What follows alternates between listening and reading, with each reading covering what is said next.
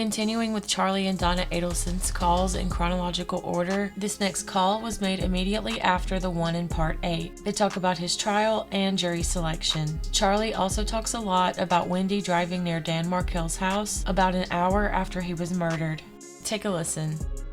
Charlie. You got both of us. Yeah, got us both. All right. Yeah, no, I'm going to be all right. I know you will, Charlie. I will, Charlie. I'm going to be good. I'll be strong. I'll be fine. Yes.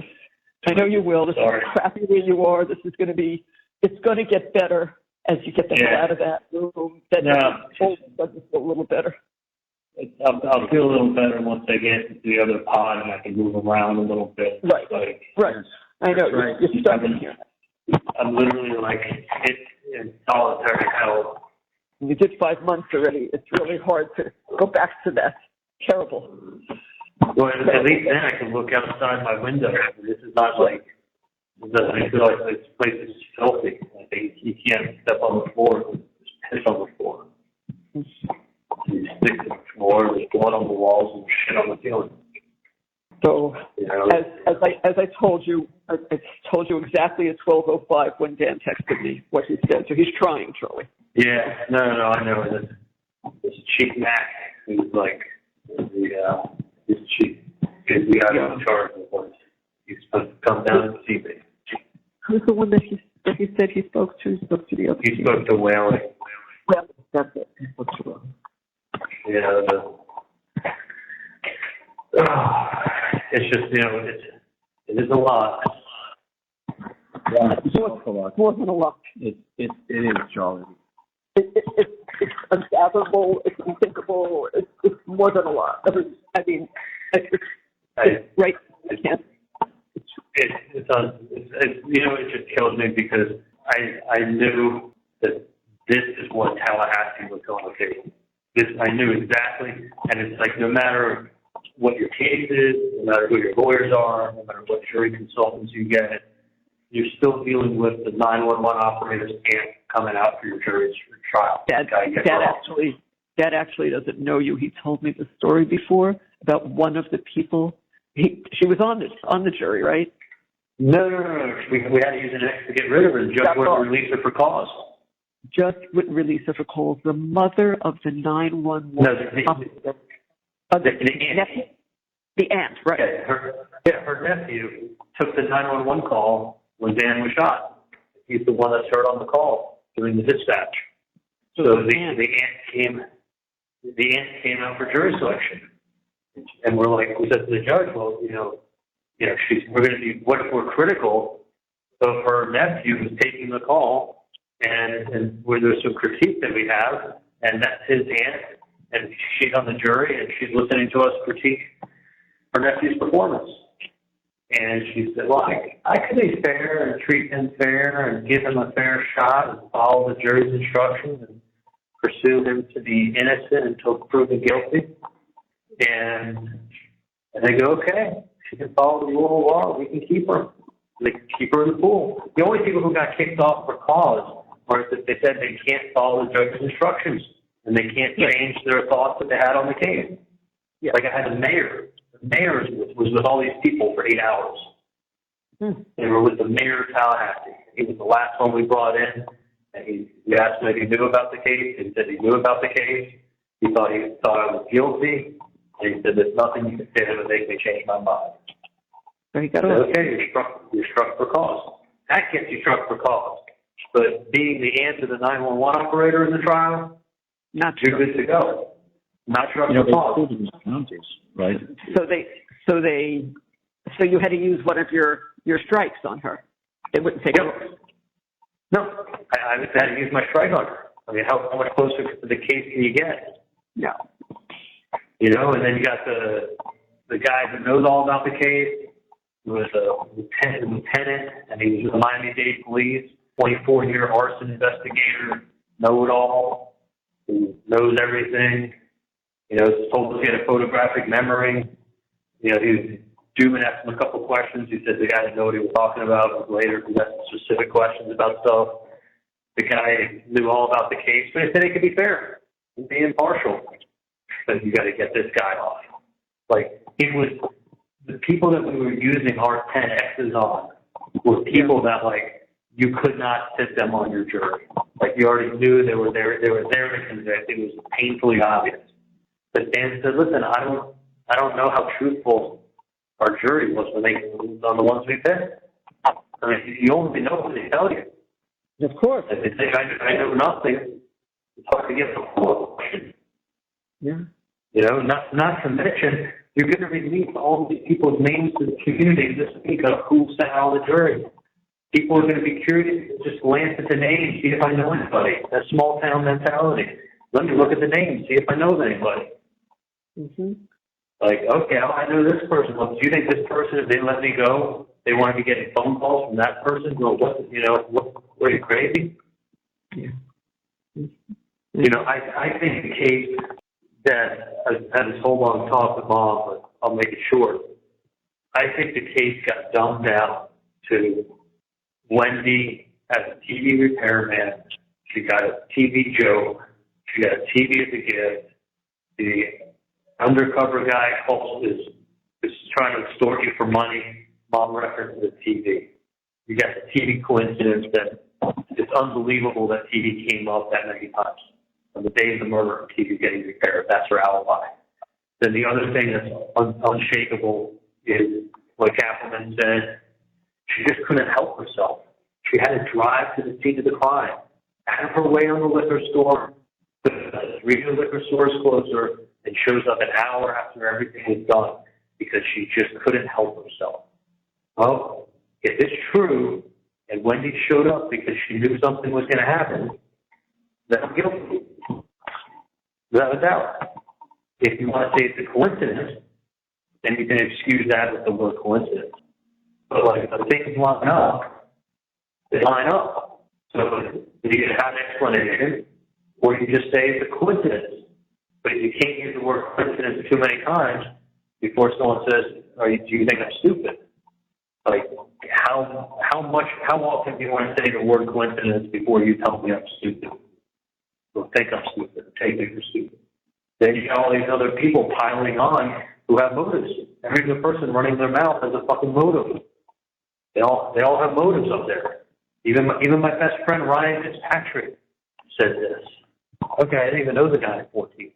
Okay, I had 2 text messages with him. Doesn't matter. She said he's my best friend. He must be my best friend. So like, you could boil the whole case down to what the fuck's Wendi doing at his house an hour after he gets shot. That's the whole case. Yeah. If it's a coincidence, I could be innocent. If it's not a coincidence, I have to be guilty. Well, not just you. If you're guilty, Wendy's guilty. Well, of course. Yeah, she has prior knowledge. That's what she was saying. She's showing up. Right. I mean, she basically called her out on it. Like, she couldn't help but go see. Well, that's like saying that she was a part of it. She couldn't help herself. Wasn't that what happened? That's exactly what she said. So she's giving a logical, simple explanation to a simple act. She showed up because she knew something was going to happen. Why else would she? What else are the chances of Wendi leaving her house 7 miles away, looking to drive down any street on that date, at that time, an hour after everything happened, for one reason only, and it's to go buy a bottle of liquor? Were there no liquor stores close to her house? Yeah, they mapped out like 3 or 4 or 5 of them. Was that the most direct route to the liquor store? It was the route she knew how to go, but it wasn't the most direct route. So it's not the most direct route. It passes 3 other liquor stores that are way closer. And she's looking to drive down that street on that time, on that day. I said to Mom, Dad, I said, what are the chances of that? Like 1 in 10,000 or more? More. I mean, it's so crazy. It's so crazy, but it happens. Yeah. But then what happens is then they fill it in with all the chicken shit that they're trying to make chicken salad out of, where they throw in, we've got emails, we've got angry emails, we've got this, we've got that. Like me saying I didn't just say I got 1 reason for you not to buy a house. I said I got 5 reasons for you not to buy a house. But like, you know, you've got you put everything together, and you got Wendi showing up at the crime scene an hour after it happened and trying to drive past the house. Like, it has to be either she knew about it or it's a crazy coincidence. Yeah. And if you vote that she knew about it, then you got to vote guilty. I think it literally got dumbed down to like block everything else that Dan said. Everything Dan said was just an excuse at that point. It was, do you think that she drove by the house because she knew, or she drove by the house because it was a coincidence at that time? One of the, which one is it? Yeah. That day, that time, that location, with a very poor reason, to be honest with you. I mean, the logical reason is if you're going to a liquor store, there's three or four of them that are closer. If you're going to go to that liquor store, there's a more direct route to go to that liquor store. You went out of your way to go to that liquor store. So if you're going from A to B, why take a detour past his house on that date, on that time? So I think the whole case, honestly, got dumbed down. Do I want to believe it's a 1 to 10,000? I think you can honestly dumb it down to, do I want to believe there's a 1 in 10,000 chance, or she had prior knowledge? If you say she had to have had prior knowledge, is the possibility. Yeah, the reason she didn't want to go to the other liquor stores really never came out. The reason that she gave that she took a more out of the way route to that liquor store really never came out. The fact is, she was planning on traveling down this street on that date at that time. One of two reasons. Either knew or didn't know. And if you knew, you got to put everything out the window and be like, I don't even listen to anything else. It's guilty. She knew something was going to happen. That's simple. And that's why such a big deal was made about Wendi's travel route that day. Yeah. That was a big piece of evidence. Yeah, I know. That was a big piece of evidence, and the TV was a big piece of evidence. And not for me making a joke, but just the repair. The repair being done that day, and when the undercover comes to you that day, everything's always revolving around the TV set. Yeah. Do I want to believe that was a coincidence? Two big coincidences? Like, I could have bought her anything else but a fucking move out. I could have bought her a blender. I could have bought her a sofa. Bought her a rug. Like, that one object that keeps coming up. Got to be code for something, otherwise why would we keep referencing it? I swear to God, I really truly believe that you look at those, can you hear me okay? Hello? I know. No, we're here, honey. I'm listening to you. Yeah, I get it. There's pain and itself back and forth, but I really truly believe that if you look at the coincidence of traveling on that date, that time, you listen to her reasons, they don't really hold that much water for, they don't sound logical when you say there was 3 or 4 more liquor stores, when you say that there's a more direct route to that liquor store, reasoning starts to kind of sound a little soft. And then you add it up with the TV and how and when it came into conversations, and all of a sudden you're like, it's either both coincidences or she knows and that's why she's there, and he knows and that's why she's talking about TV. We solved the case. Like, I really truly believe that's what it came down to. After that, I think they could block everything else out. They have her map, they have her days, they have her times, they have the TV code.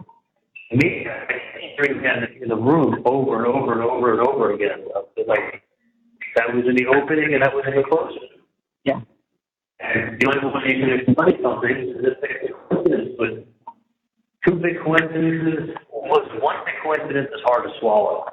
2 big coincidences surrounding the case starts making you say, like, how many coincidences are you allowed? Yeah, no, we talked about that before. It's like too many. How is it possible? Just impossible. Yeah, I mean, you're a house is literally 300 feet from the turnpike. Like, yeah. it's just, I mean, certain things are like, Jesus, like. I don't think that was it. I think the things you mentioned are what they dummied it down to, because that's easy. Okay. You know, that's easy to remember. When you need to think about it, you think, is there any way, like, what are the chances of her showing up? Like, listen, she showed up because she knew that it was all set up. What are the chances of her showing up randomly? I would say 1 in 10,000. You know, because of the timing and the of course, it's 1,000, 1 in 10,000. So on that date, okay, so you're saying it's a coincidence, and George Kaplan, she just couldn't help herself. She knew why she showed up. She couldn't help herself. What sounds like a logical explanation? Yeah. Common sense. Dan's trying to explain something away that's a 1 in 10,000 chance. And you know what happens? You start having exciting days. Eventually it sounds like you're just making excuses. Yeah. So instead of being able to explain the other stuff, which is the meat and potatoes of the case, we're having to fight what the fuck is Wendi doing there on that day and that time. If she knew, you gotta put her killed. You use common sense.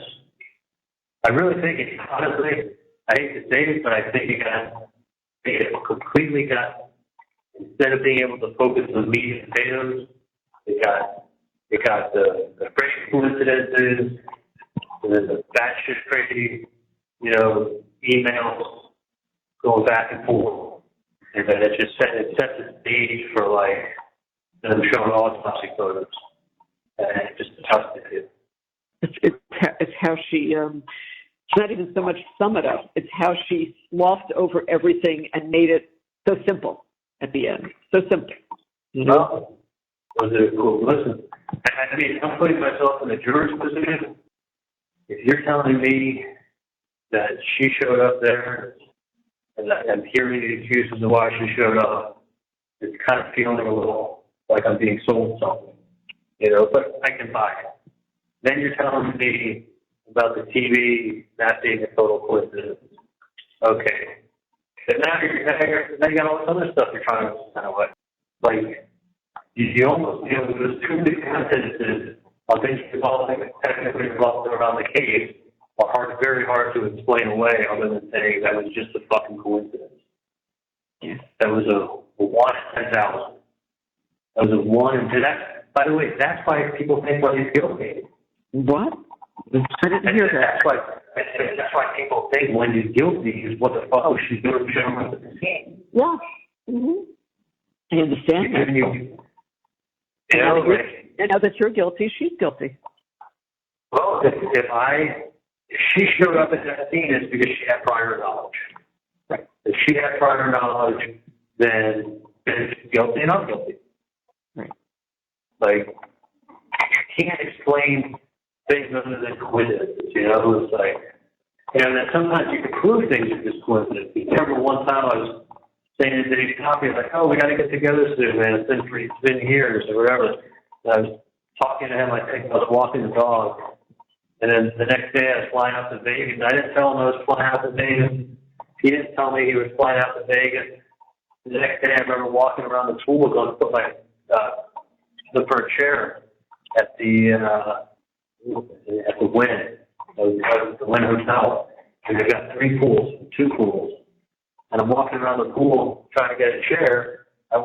Literally, like, you know, people are laying in a pool, they're laying face down or turned to the side. You can walk right by them. It's not like I'm really looking at people. I start walking around the pool. I'm out there for 4 minutes. I walk right into him. I know. That was the craziest coincidence, right?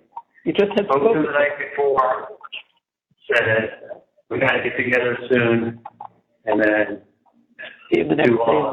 I didn't tell him I was going to Vegas. He didn't tell me he was going to Vegas. And there's a pool, and I happened to be out there early. It was like 10 in the morning. And I went for a lap around the pool just to see what it looked like and just walk around. Walk straight into it. I mean, how many hotels are there in Vegas? How many pools are there? how easy it is to stay at the same hotel and not run into somebody. He's in San Diego, I'm in Fort Lauderdale. The next day we'll have a drink. I know. Coincidence. That's a coincidence. And everybody's like, that kind of stuff. But then when you look into it, you can see, like, when did he buy his ticket? When did you buy your ticket? Were you communicating with them around the same time? Was there,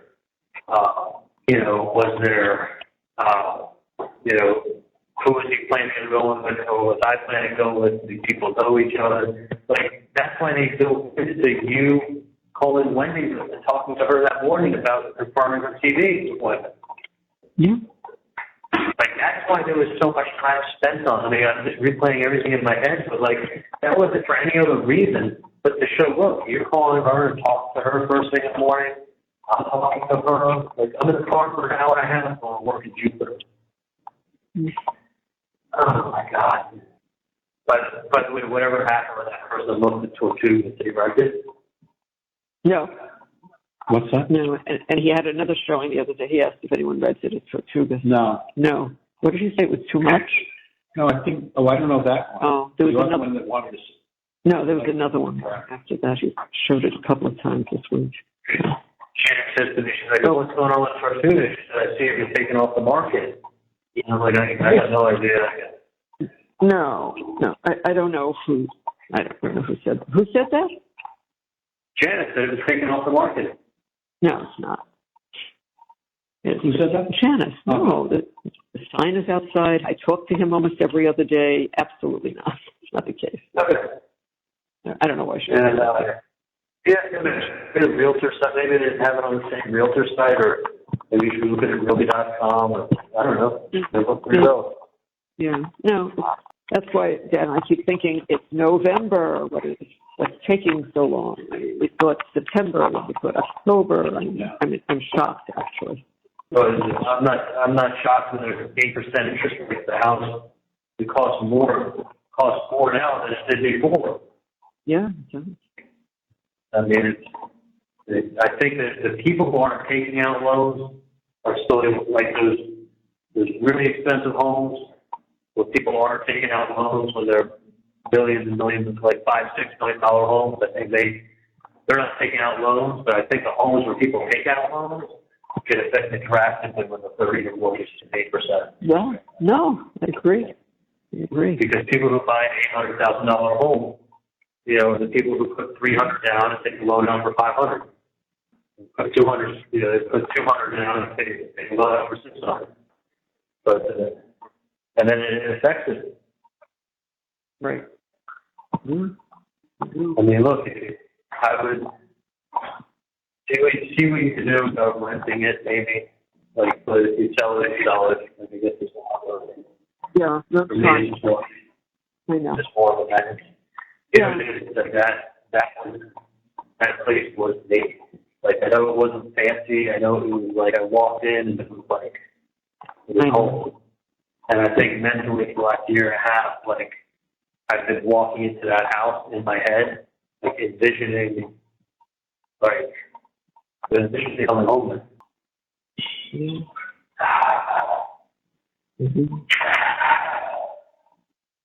Just, you know, I just feel like I was con, to get quite honest with you. Like, you know, when you know better and then you make a mistake, you feel like you're like, it's one thing if you do something and you're like, this is what I think is the right thing to do, and then it doesn't work out. That's traveling your gut.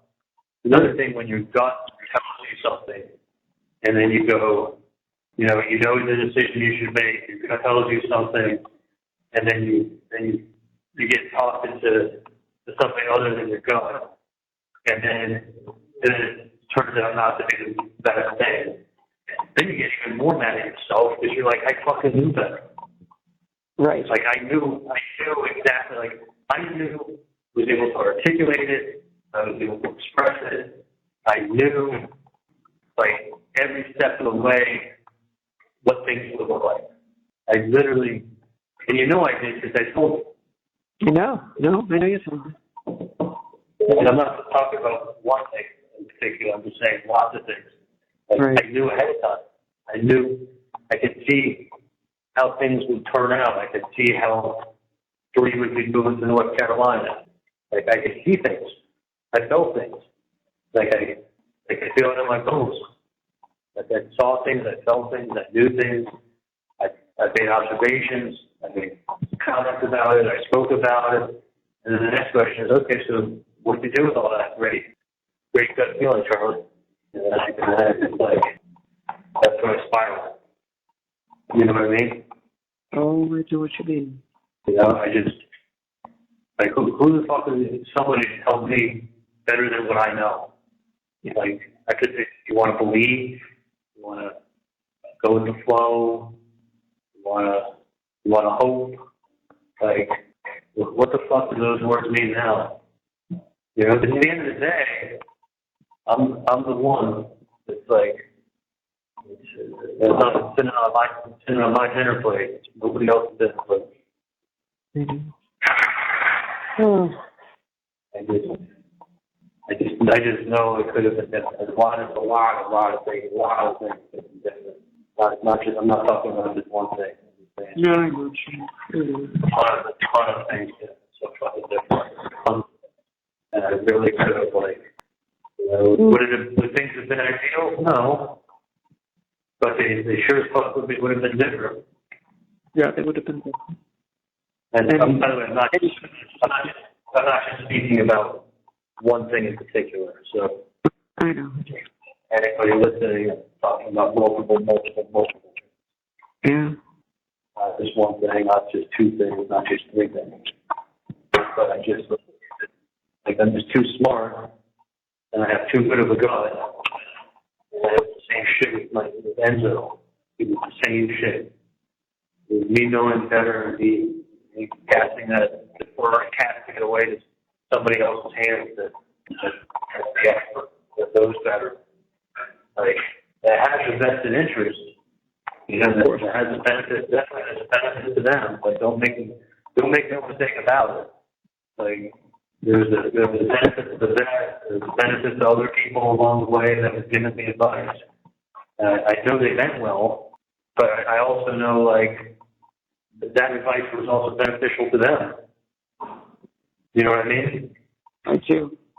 You know, when someone's advice to you ends with an opportunity for them, you got to take it with a grain of salt. True. If there is, even though they care about you, and even though they're, you know, even though they really are good people, they really do care about you, whatever you want to say. Right. However they want to dress it up, like, there is a benefit to them, and that can't be denied. Huge benefit. No, of course not. More than others. You know, whether it's financial or whether it's,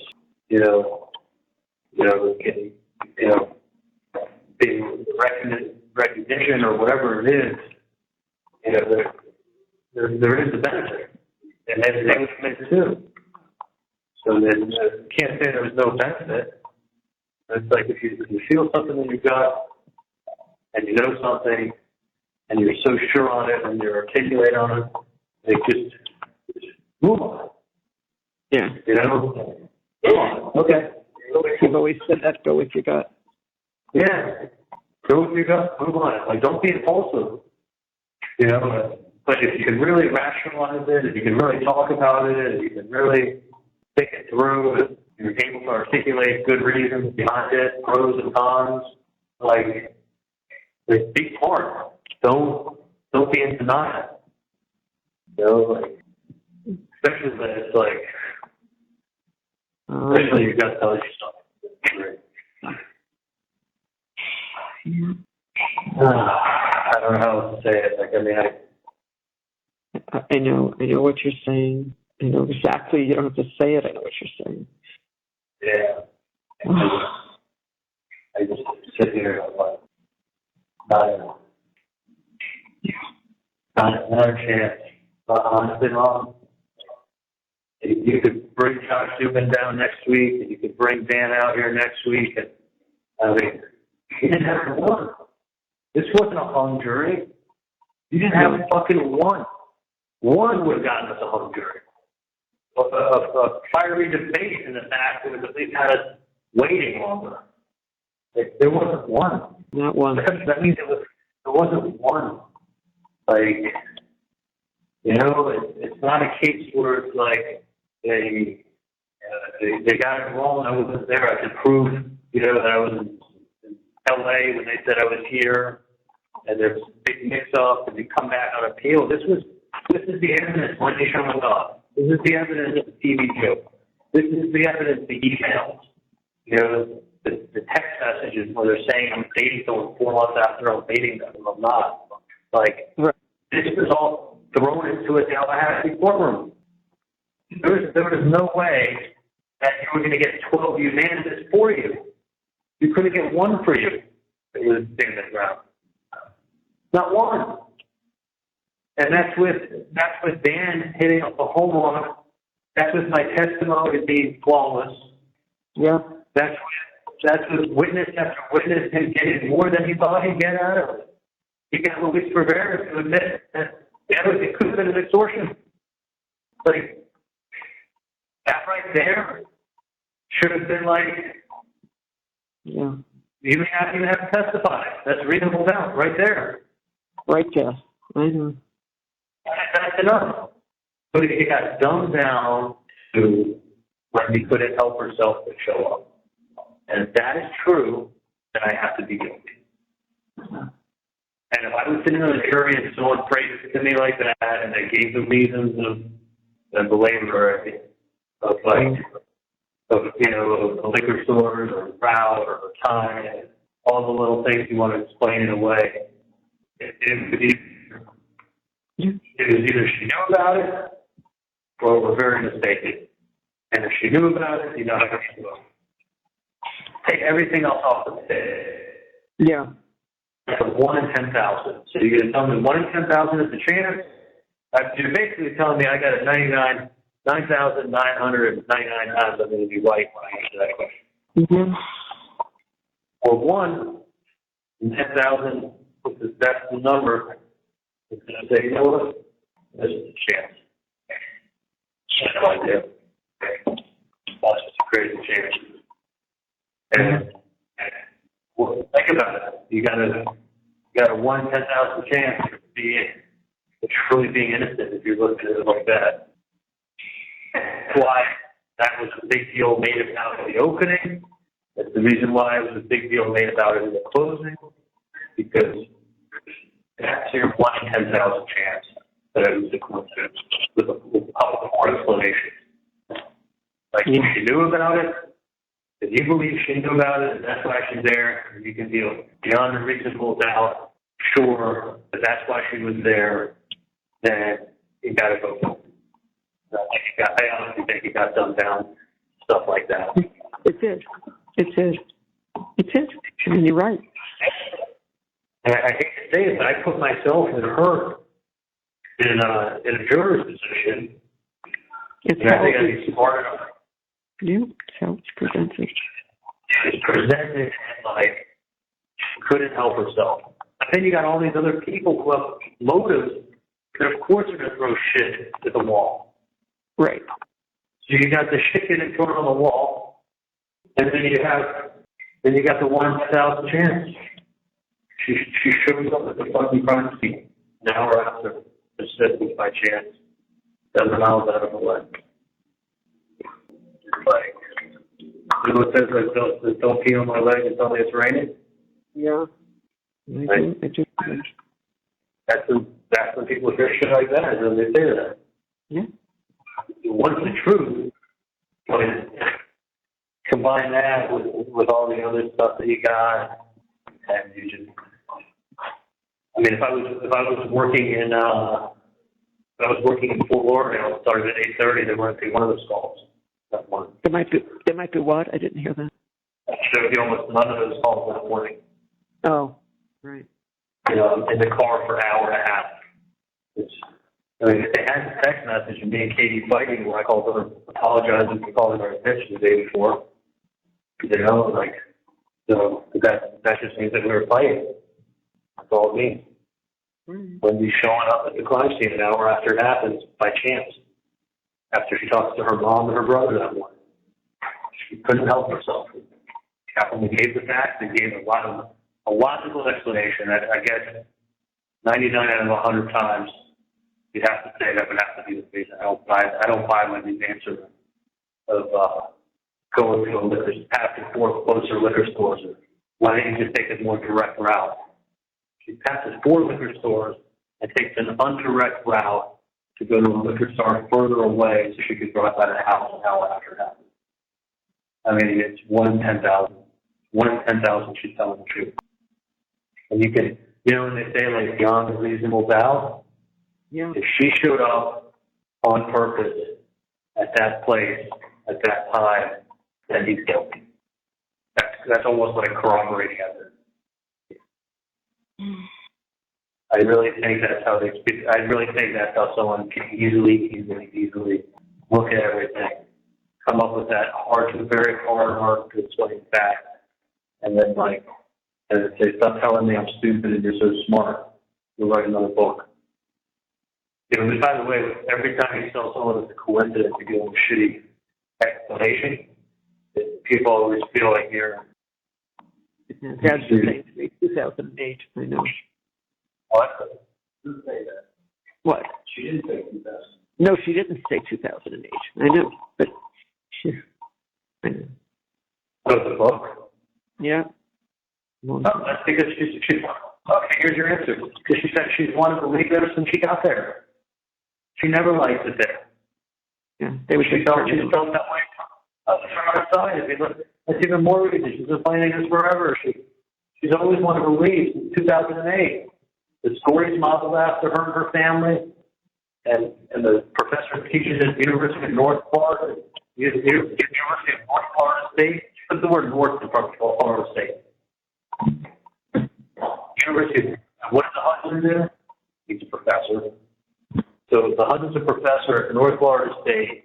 Woman does immigration work. You got 2 boys, and the town is an imaginary town that sounds almost fucking identical to Tallahassee. Good job, Willie. You were foreshadowing.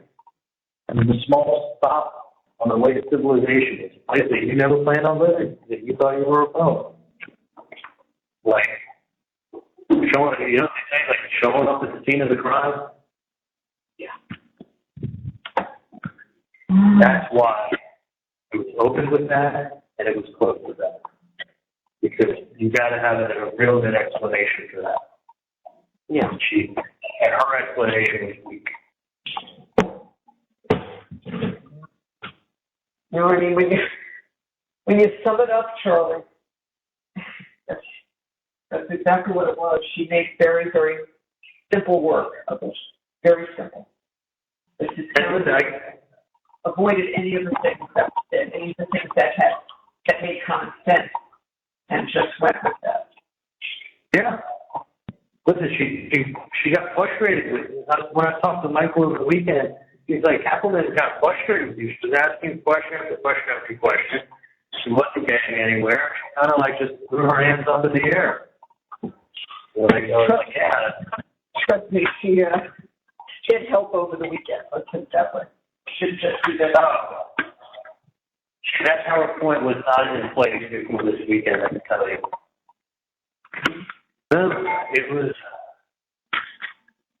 He went through all the postures that they had in the case. I mean, Dan had 7 puzzle pieces. She had 125 of them. It made it seem like it was so voluminous, pulling out little lines highlighted from a conversation, highlighted line, out of context line.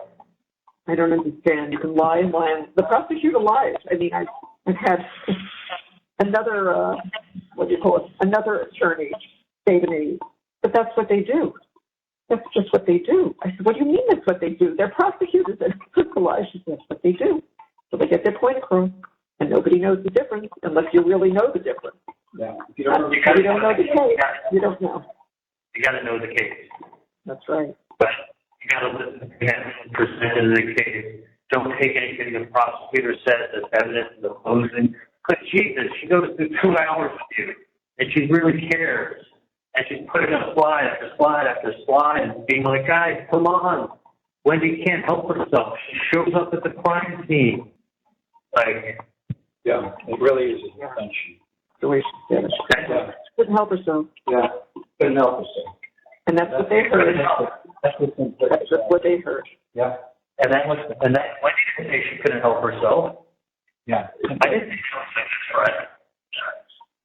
I didn't say that. I didn't say anything that made me arrogant or that I was untouchable. Those were other adjectives that people like to throw around that, like, once they describe you, that's who you are.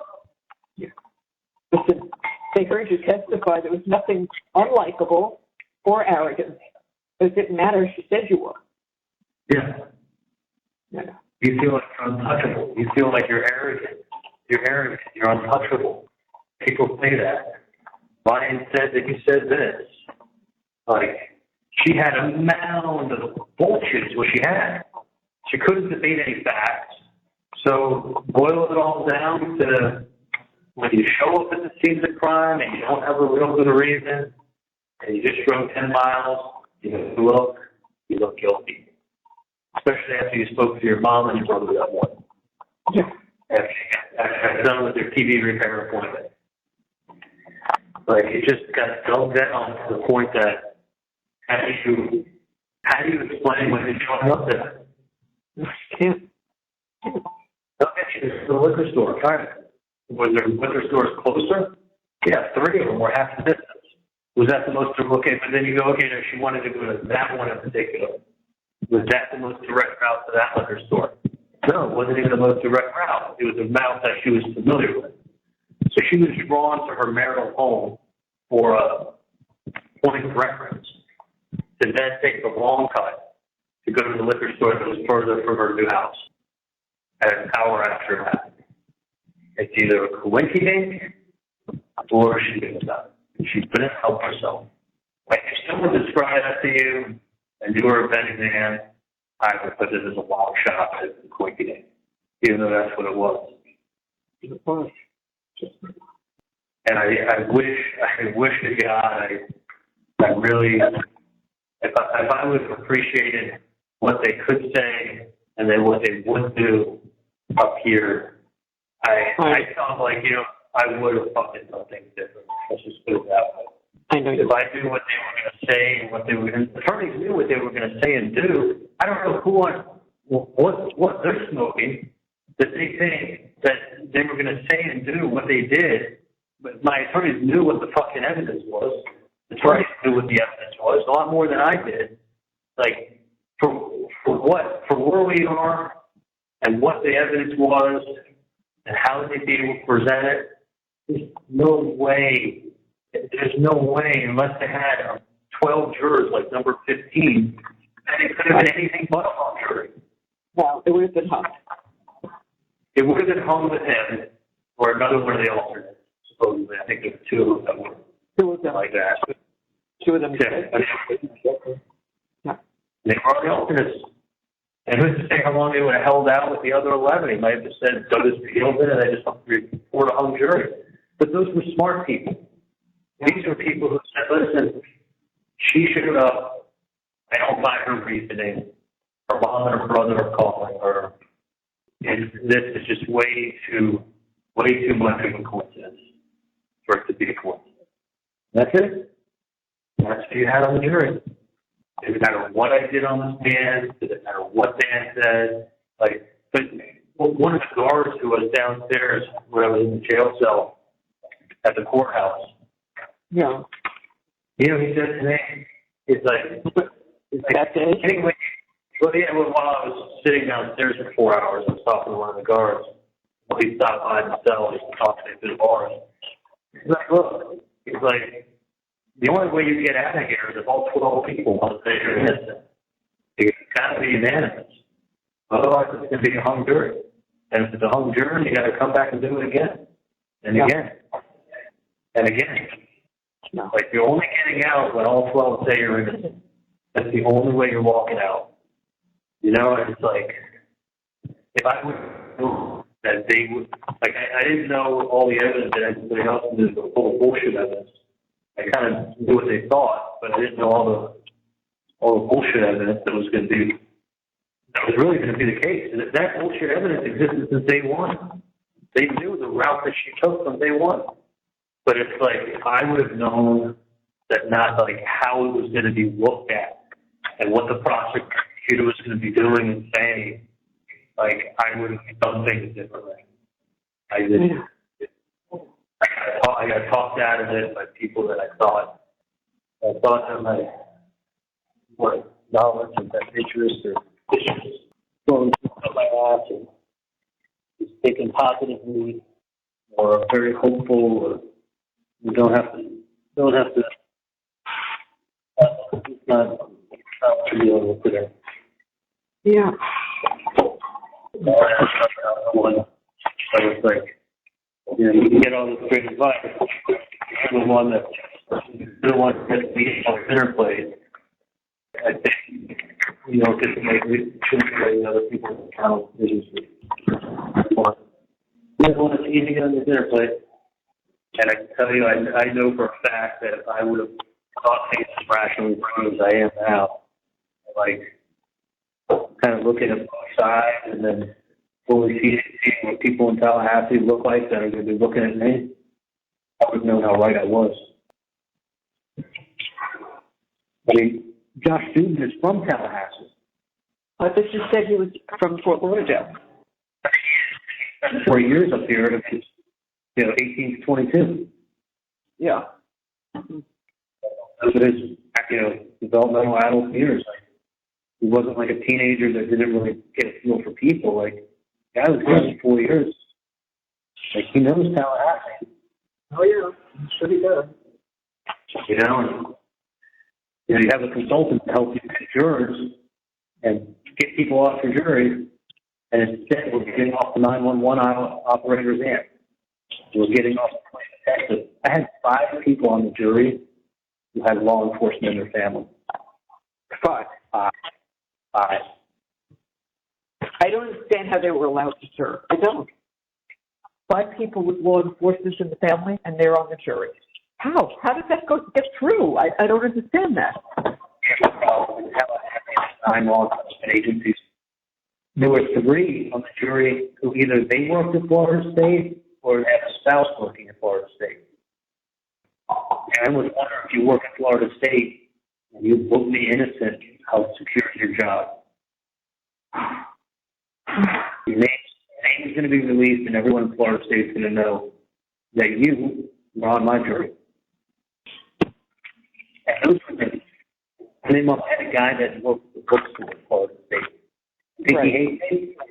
The 30-year-old fat guy that looked like he was an inbred that was working in the bookstore at Florida State. They told him,